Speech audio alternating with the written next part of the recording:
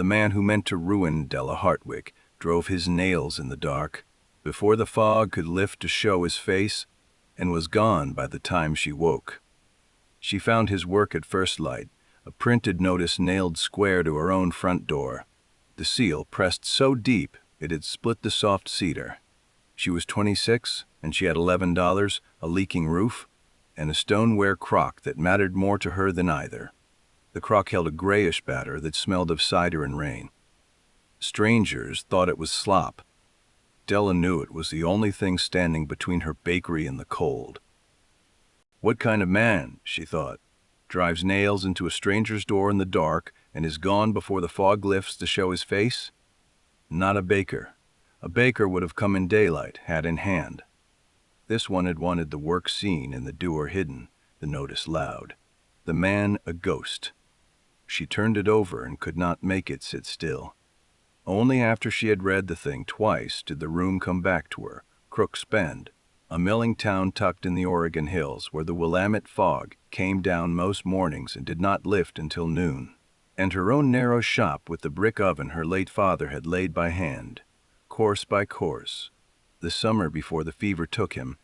Above the door hung a board he had painted, Hartwick Braid. The paint was peeling now. She could not afford more. The crock had come down to her from her mother, who had it from a woman named Senna Toller, who had carried it west in a covered wagon with the lid wedged tight under a strip of waxed cloth so the contents would not slop across the plains. 3 women, one living thing, passed hand to hand across 30 years and 2,000 miles. Della had fed it every day she had been old enough to remember, and most days before that, by her mother's hand guiding hers. That morning, she lifted the lid and breathed in the way her mother had taught her, before she even looked. Smell first, her mother used to say. Smell tells you if it lived through the night. Sharp, clean, a little sour, like a green apple split open. Alive.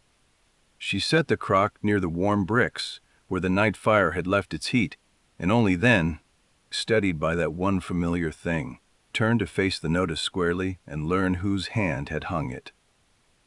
The notice bore a fine printed seal, the letters pressed deep and even, the kind of printing that costs money to have done. Bryany and Sons, fine baked goods, opening soon on Mill Street.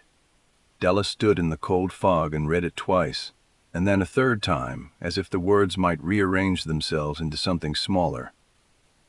The Prynes were not bakers. They were money. Old Conrad Pryne owned the grist mill that ground the flour every baker in the valley bought, and he owned the warehouse on the river that stored it, and now, it seemed, he meant to own the ovens, too. His son Edmund had been 3 years back east, they said, studying the new methods at some institute in Philadelphia. They had bought the broad corner lot on Mill Street, the one with the big plate glass windows shipped up from Portland, and they were raising something 3 times the size of Della's single room. She did not panic.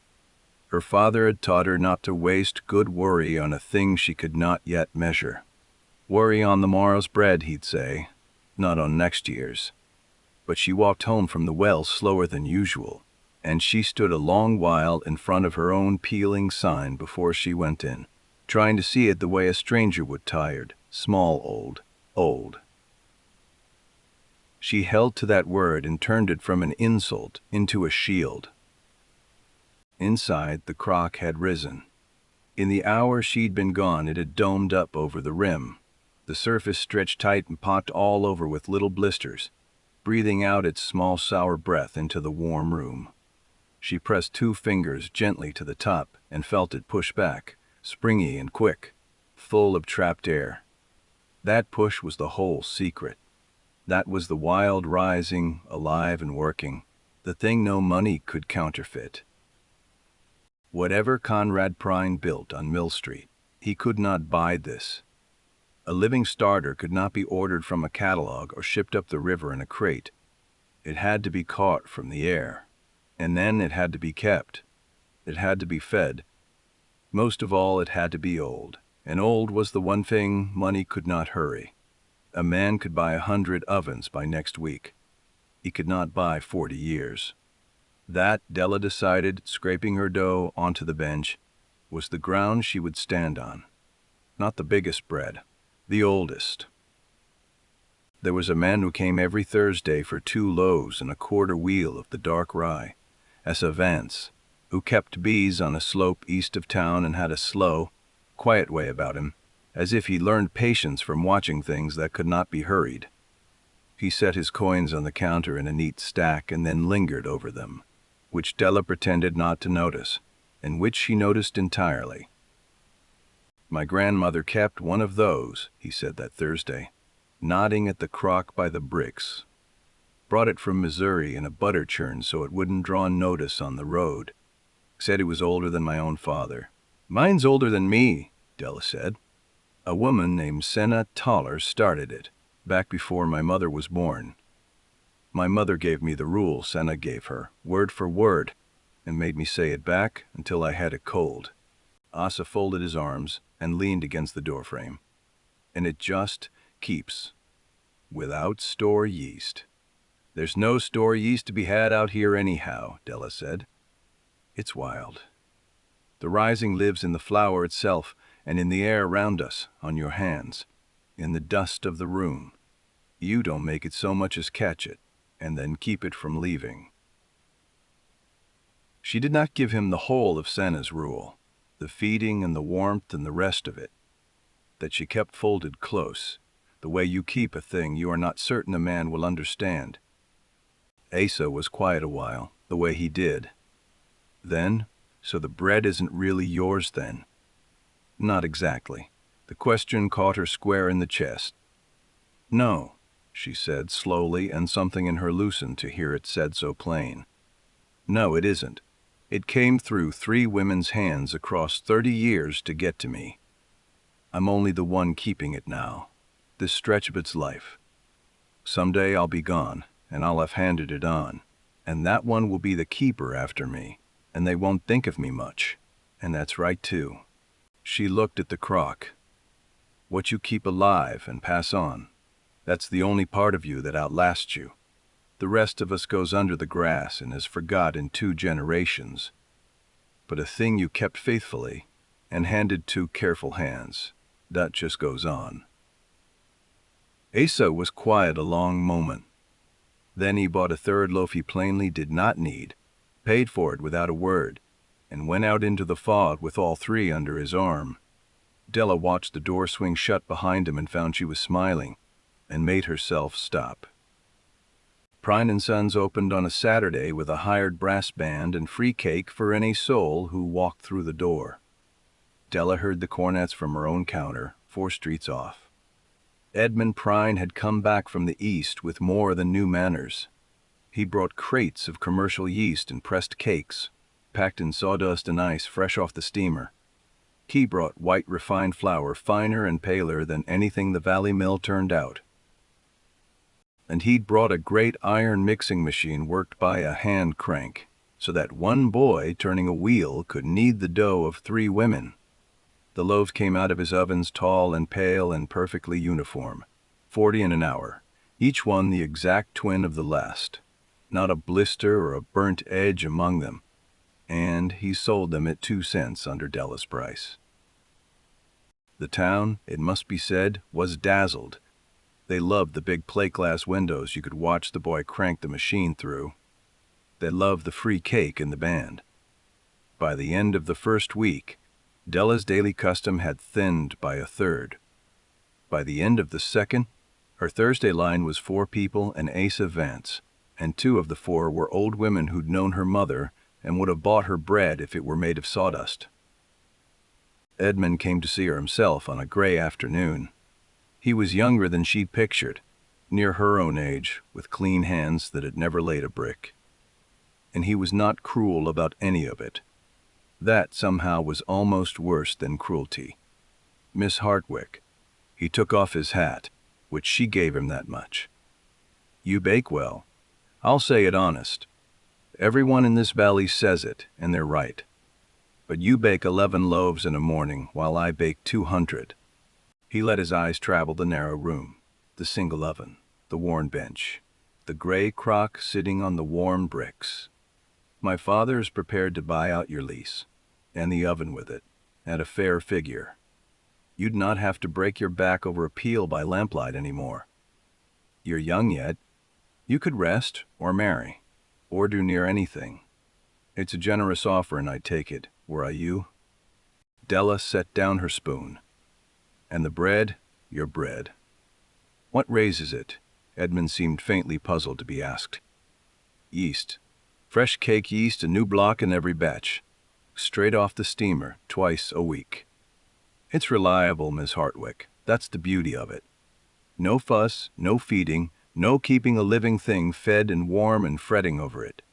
You use it and you're done with it. He listed these as a man lists virtues.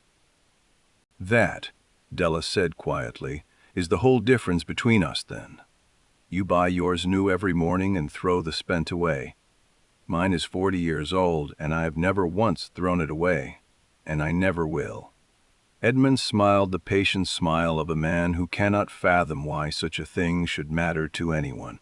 In this year of progress, he set his father's written offer on her counter, weighted it with a coin so the draft wouldn't take it, wished her good day, and went back to his big windows. She did not pick up the offer, but that night she did count her $11 over again, twice, and the second count was no better than the first. There was a woman 2 doors down, Hessie Mercer, a widow who kept a little ware shop, buttons and thread and tinware, and who had bought a loaf of Hartwick bread every other day for as long as Della could remember, since back when Della's mother was the one behind the counter. Hessie had a granddaughter to feed and a back that had given out years ago, and she paid in copper, counted slow. She did not come for a week. When Della carried a loaf down to her out of plain worry, she found the ware shop shut and a paper in the window in Conrad Prine's print. The building was Prine property now, the rent come due and the figure raised, and Hessie behind on it. Della found the old woman inside, sitting among her wrapped tinware and boxes. He owns the row, Hessie said, not bitterly, only tired. Bought it 2 harvests back, the whole north side of the lane, and nobody much marked it at the time. He let the rents lie easy while he was building his fine shop. Now the shop's built. She folded her spotted hands. He doesn't want the buttons, Della. He wants the lane empty so the front of it looks the way money likes to look. It was the first Della understood the true size of the thing pressing on her. It was not a bakery against a bakery. Conrad Prine owned the flour and the warehouse, and now half the lane the shop stood on, and he was closing his hands slowly, one finger at a time on the whole of Crook's Bend. A man like that did not need to beat you at baking. He only needed to wait and own the ground you stood on while he did. Come bake with me, Della said on impulse, before she had thought it through. Mornings, I'll teach the granddaughter the bread. There's worse trades than that to be in, even now. Hessie looked at her a long moment, and something passed over the old face that was not quite hope and not quite refusal. You'll go under too, child, she said gently. He'll get to you the same as me. You sell his flowers same as everyone. Then we'll go under together and slower, said Della, and the bread'll keep being made till the last morning of it. That's more than the big window can promise. The cold came on early that year, and it came on wrong. Asa felt it first, the way a man who keeps bees feels weather in his joints before the sky shows it. He came not on a Thursday, but on a Tuesday, stamping his boots, and stood by her bricks with his hat still on. The bees have gone quiet a month too soon, he said. Capped up tight and clustered. They do that when there's a hard winter coming, a real one, not the ordinary kind. He looked at the crock on its warm bricks. Your living thing there. The cold won't suit it. Della's hand went, without her telling it to the cool side of the crock. It doesn't love the cold, she admitted. Sina's rule was always to keep it warm as a sleeping room. I've kept it by the fire every winter of my life and never thought twice. But the gap under that door, she nodded at the thin line of gray light where the boards had shrunk from the sill. The cold comes in there at night like a knife. On an ordinary winter, it doesn't reach the bricks. And on a winter that isn't ordinary, she did not answer that. She did not want to say the thing aloud, that on a killing night the cold might reach clear up onto the bricks and into the crock, and that she did not truly know, having never seen such a winter, what so deep a cold would do to a living thing 40 years old. Asa saw the answer on her face anyway. "I'll fix the door," he said. But the wagons of the valley were already laying in extra wood, and the old folk were saying, in the low voices people use for things that frighten them, that they smelled snow too early and too thick. 2 harvests back there'd been a cold snap they grumbled over for a season. This, they said, looking at the sky, was going to make a liar of that one. Della went to bed those nights with the worry sitting on her chest, and rose before light to put her hand to the crock and feel for its push, dreading the morning she would not find it. It came in the last week before the solstice, all in one night, and it was worse than the valley had any memory of. The Willamette froze solid at the edges and groaned in the dark like a thing in pain. The thermometer on the mercantile wall, when the boy could be made to go and read it, stood at 9 below. The cold found Della's shop through every gap Asa hadn't yet reached. One black morning she came down before light with a candle, lifted the crock's lid out of long habit, and went cold all through. That had nothing to do with the weather. The starter was still. Dead still. No dome, no blisters, no breath. The surface lay flat and slack and gray as ditch water, and worse, a thin layer of clear, sharp-smelling liquid had risen and stood on top of it. She had never seen it look so much like a thing that had died in the night. For one terrible moment she nearly wept right there on the cold floor. 40 years, 3 women, 2,000 miles, ended on her watch in a careless freezing night. Her hands shook around the candle. The fear she'd carried for a month had come true in the dark while she slept. And then, under the fright, she heard Sana's rule again in her mother's steady voice. The whole of it, the part she had never said to Asa nor anyone, coming back to her now word for word the way her mother had drilled it. Feed it like it's a thing that can die, because it is. Cold doesn't kill it. Cold only slows it down and makes it sulk. It doesn't die unless you give up on it first. So, she did not give up on it. She knew the clear liquid for what it was. Not rot, but hunger, the starter starving and weeping for want of feeding in the cold. She poured it off careful into the slop pail. Then her mother's voice gave her the rest, each rule rising as her hands needed it. Get it off the killing cold. She lifted the heavy crock off the frozen floor and set it high on the shelf in the pocket of warm air that gathered against the chimney bricks. Warm as a sleeping room, her mother had always said, and no warmer. Then feed it. The same level scoop of flour and the same measure of water, no more and no less, worked smooth with the worn spoon morning and night. Equal flour, equal water, every single day, same hour when she could manage it. That was the whole of the feeding, her mother had said, and folk made it harder than it was. And then the hardest rule of all, the one Sana had set last and meant most, be patient. The starter brought back from the cold does not leap up the first hour. You feed it and you wait, and you feed it again and you wait, and you do not throw it out because the waiting frightens you. The first day, nothing. The crock sat sullen and gray, and she did not sleep. The second day, in the warm afternoon, a single bubble rose slow to the surface and broke with the faintest sound, and she nearly shouted, and then the surface went flat again and stayed flat, and through that whole long second night nothing more came, not one bubble, and the dread crept in cold and certain, it isn't working. I poured off the wrong thing. I waited too long, and the freeze got into it deeper than feeding can reach, and that one bubble was only the last of it letting go. Her hand hovered over the slop pail more than once. It would have been the easy mercy, to tip it out and stop hoping. She did not. She fed it again in the dark, hating how much it looked like feeding a dead thing, and made herself wait one more morning against every sum her fear was doing. The third morning she lifted the lid before the candle was well lit, and she smelled it before she saw it. Cider and rain, green apple, the smell of life, and the surface had begun, faint but sure, to dome. Warmth and patience and faithful feeding had drawn it back from the very edge of looking dead. It had only been sleeping, deep and cold.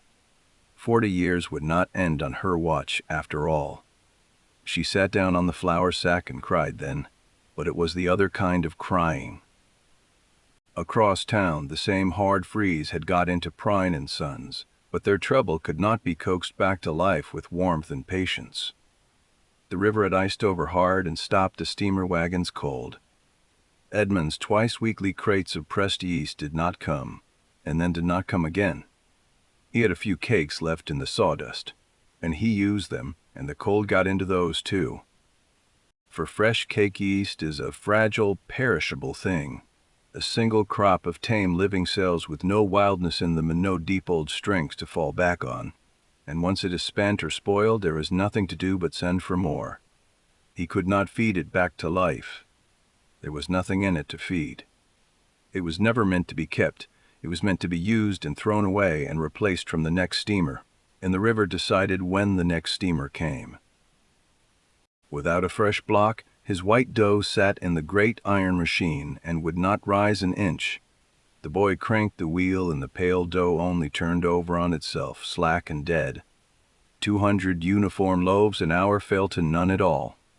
The big plate glass windows went dark for the better part of a week, and the band did not play, and folk who walked past on the frozen lanes saw the bright machine standing silent behind the glass like a stopped clock.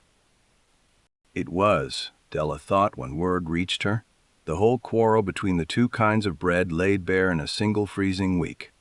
Hers had looked dead and been only sleeping. His had looked unbeatable and had no second life in it at all. Word travels fast and far in a milling town, especially word of the mighty stumbling.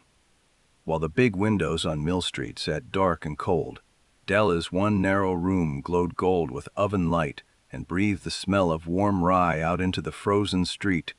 She baked every hour the bricks would hold their heat, more than she'd baked in a year. Her starter, which had never in its long life needed a wagon or a steamer or a crate of anything, which asked only flour and water and the warmth of the room, simply went on rising through the freeze as if no freeze were happening at all. Hessie Mercer came mornings now, as Della had asked, and the granddaughter with her. A thin, quick child of 11 named Posy, who learned the smell at first rule in a single morning and never once forgot it after. With 3 pairs of hands, the narrow room could turn out near twice what Della alone had managed. The 4 came back and brought others. 4 became 8, 8 became 20, and one bitter morning the line stood out her door and down the lane, folks stamping their boots and blowing on their hands. People who had crossed clear over to Mill Street for free cake came back for bread that rose without a shipment from anywhere. They waited in the cold and did not seem to grudge it. There is a thing folk trust in bread that needs nobody's permission to be made. Asa Vance came not just on Thursdays now, but most days, and after a week or so, he stopped pretending it was for the rye. He found the knife of cold under her door and mended the gap with a strip of leather and a batten, on his knees in the frost, finishing at last the job the freeze had beaten him to. He built her a proper low shelf above the bricks, the exact right height to keep the crock in the warm pocket near the chimney where she'd saved it. He said not one word about why he'd troubled to do it. Della found herself watching the door for the sight of him the way she watched the crock each morning for its rising, waiting on a sign of life, dreading its absence.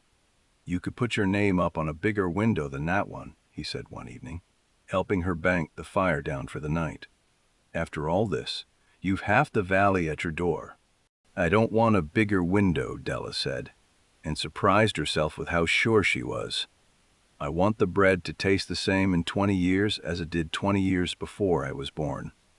You don't get that from a bigger window or a faster machine." You only get it from keeping the one living thing alive and handing it on whole. The big window's just glass. The Crock's the bakery.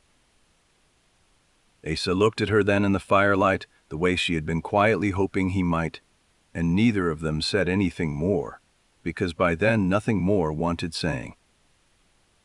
Spring thawed the river at last, and the wagons rolled again, and Prine and Sons threw open its doors a second time.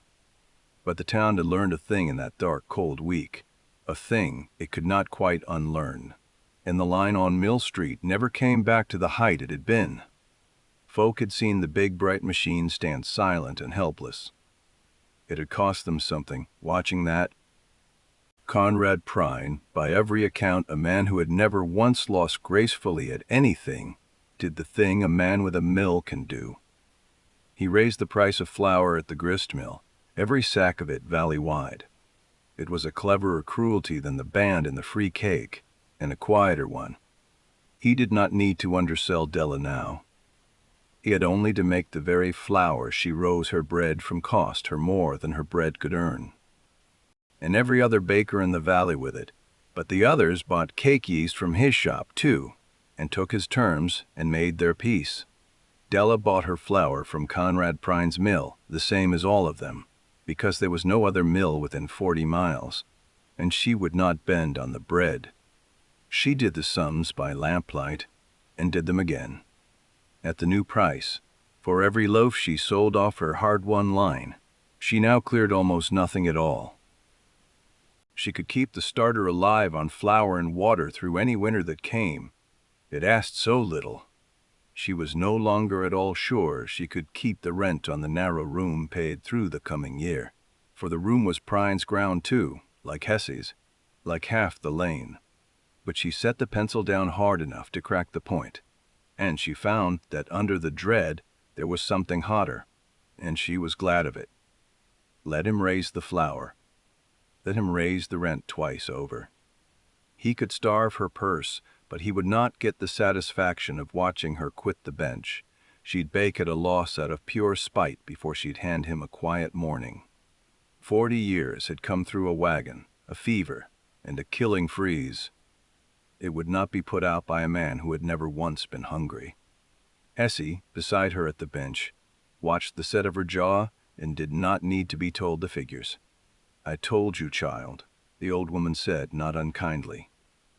"He doesn't beat you at the bread. He never tries to.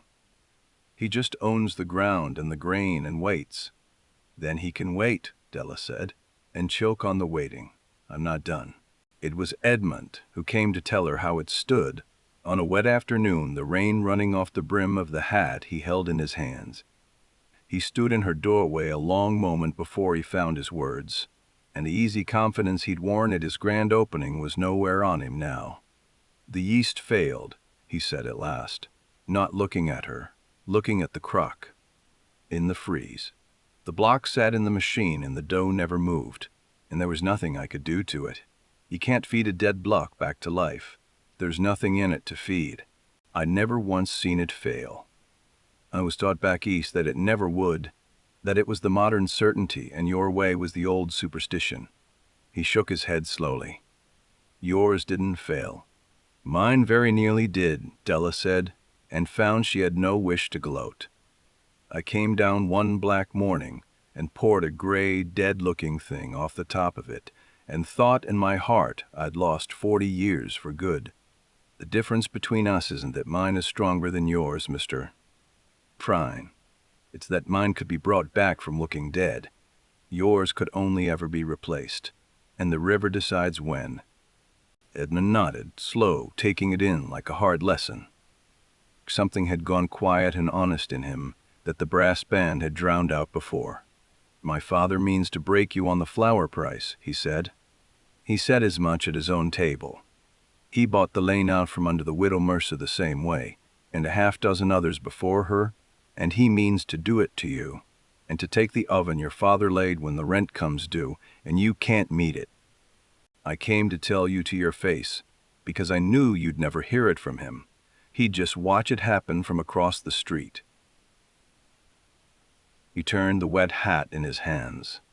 I find I don't want to be the kind of man who does a thing like that.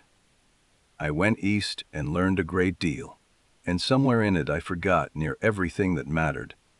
I think I'm only now remembering."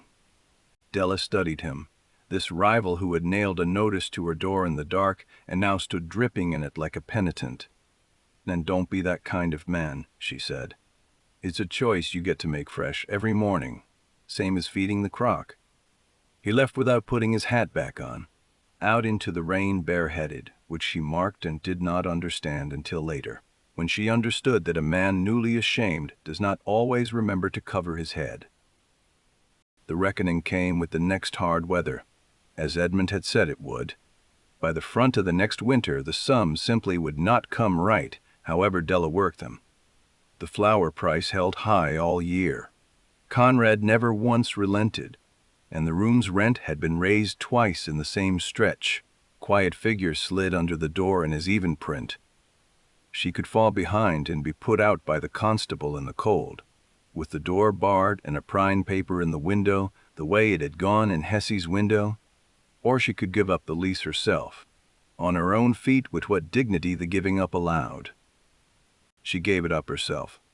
That much she would choose. The last morning in the narrow room, she did the things in their order one final time, the way her father had taught her and his hands had taught hers. She fed the crock its level flour and water. She swept the bench. And then she took down the board from over the door, Hartwick, Braid, the letters her father had painted the summer he laid the oven, kneeling on a plank with the brush and a tin of black, the summer before the fever. The nail came out of the split cedar with a small dry shriek. The peeling paint flaked onto her sleeve and she did not brush it off. She stood inside the cold room a long while with the board under her arm and her hand flat on the oven her father had laid course by course with his own hands, the bricks he had chosen and set, the arch he had turned, the hearth she had baked over every working morning of her grown life. It would belong to Conrad Prine by week's end, and to whatever he chose to do with it, and most like he would tear the room down to make the front of his lane look the way money liked to look. She had won the bread and lost the house her father built. That was the true shape of it, and it sat on her chest like one of his own bricks. She carried the board and the crock out the door together, the dead thing and the living one, and did not look back at the oven because she could not. But she did not lose the thing that truly mattered, and that is the other half of the truth. Edmund came to her, going clean against his own father in the end, which cost him more at that table than Della ever fully knew, with an offer of a wholly different shape than the first one his father had waited to her counter with a coin. Preen and Sons would go on baking its tall, pale uniform, loaves off the steamer's yeast for the folk who wanted them fast and cheap, and there was no shame in that, and let them have it. But in the warm corner of the big, bright shop with the broad plate-glass windows, beside its own brick hearth, Della Hartwick would keep a stoneware crock and bake the old sour bread under her own name, with flour sold to her at the price a friend pays a friend, not the price a man charges an enemy. Edmund would carry the cost of that against his father's ledger and answer for it himself. And he asked almost shy whether she'd consider taking on and teaching not only Posy Mercer but 2 more girls from the county orphan house besides, so the keeping of the bread would not rest on one pair of hands alone. A thing 40 years old, he'd come to understand, should never again hang on a single life and a single freezing night. She took the corner. She did not pretend, even to herself, that it healed the loss. It was not her father's oven, laid course by course with his own hands, and it was not her own 4 walls, and there were mornings the grief of that was sharp as the smell of the starter itself. She had kept the living thing and lost the place that held it. Nobody told her that was a fair trade, and she would not have said so either. But it was the trade she was given, and she made it, and the bread went on. So she taught them. Posy, who was 13 now and steady, and the 2 orphan girls 10 and 12, solemn and quick. She taught them to smell it first thing, before they so much as looked, because the nose knows whether a thing lived through the night before the eye does. She taught them the equal feeding, a level measure of flour and the same measure of water, no more and no less every single day, same hour when they could manage it, and not to fret it into something complicated, for the rule was plain and the plainness was the whole of it. She taught them the warmth, keep it near warm as a sleeping room, never let it sit cold on a floor or forgotten in a cellar, and never crowd it up against the oven's killing heat. For too much heat cooks it as dead as too little neglects it. She set the youngest to feeling for the push with 2 fingers, the springy quick push of trapped air that meant the wild rising was working, and showed her the flat slack gray of a starter that had only fallen hungry and needed feeding, not throwing out. And she taught them the hardest rule last and most fiercely, the way Senna had said it last and her mother after her. Never ever throw it out for looking dead. Pour off the sharp, clear liquid that rises when it starves. Give it warmth, give it food, give it time, and wait.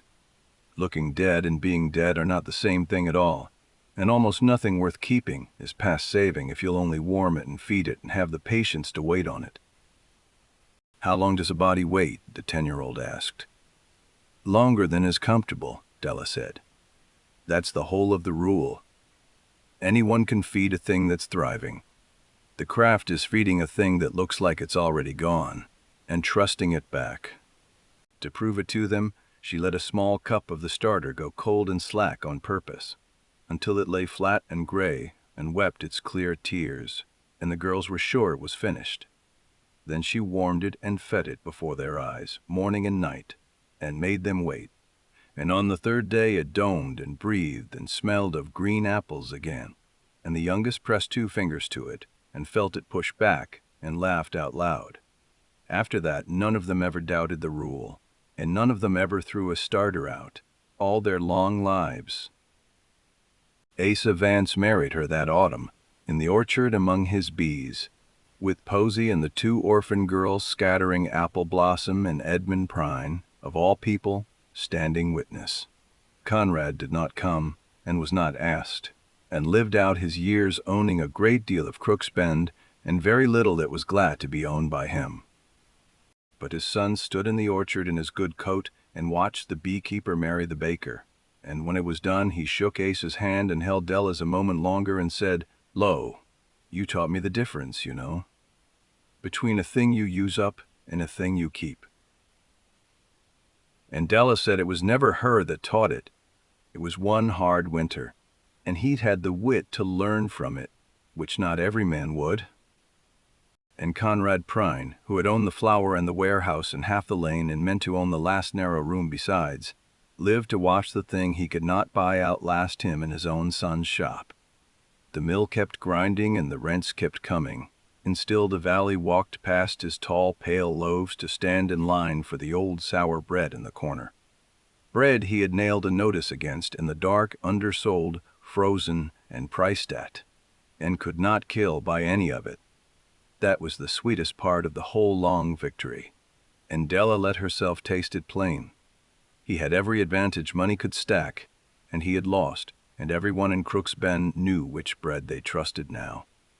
They lived plain and they lived long. The corner of the big shop with its own small hearth became a thing the valley spoke of the way it had once spoken of Hartwick bread on the lane. Old bread, sour and dark and faithful, that rose without anybody's leave. Essie Mercer baked beside Della till her hands gave out for good, and Posy grew up into the work and never left it. And the board, Hartwick braid, with its peeling black letters, Asa cleaned and oiled and hung over the corner where Della worked, so that her father's hand was over her still, in a shop he never saw.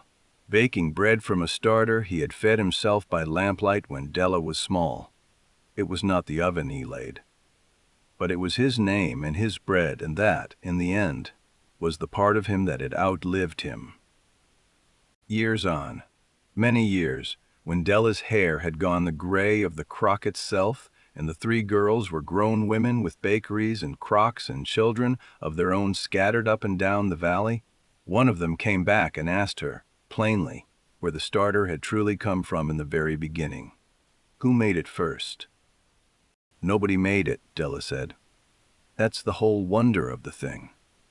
A woman named Senna Toller caught it from the air and the flour somewhere east of here and carried it west in a churn. And it was already old when she had it. Older than she could rightly say. I only kept it going through one hard winter and handed it on to you girls. That's all I ever did. That's all any of us ever does. A small, fierce satisfaction crossed her face there and gone. And think on it, a thing nobody made. Caught out of plain air by a woman with a churn. Outlasted the Institute back east, and the iron machine and all of Conrad Prine's money. They had every certainty the age could buy. We had a crock and the patience to wait on it. Remember which one is still rising. She laid her old hand flat against the cool side of the crock. You keep it alive. You pass it on to careful hands. The rest of you goes under the grass and is forgot. Your name, your face, your troubles, all of it. The shop you lost and the man who tried to break you, all forgot in 2 generations. But the bread that outlives you is the truest part you'll ever leave behind. The girl, a woman now, with flour on her own sleeve, kissed her grandmother's keeper on the cheek and went home that night to her own warm kitchen and fed her own starter the same level measure of flour and water, set near the warmth of a sleeping room, the way she'd been taught, the way she would teach. Up and down the valley that night, in kitchens, Senna Toller never saw and Della's father never dreamed of, the same wild rising worked in a dozen crocks, fed and warmed and waited on and kept. And the rising, wild and faithful and patient, older than any name that ever kept it or ever would, older than the shop that was lost and the mill that took it, simply went on. Senek Een,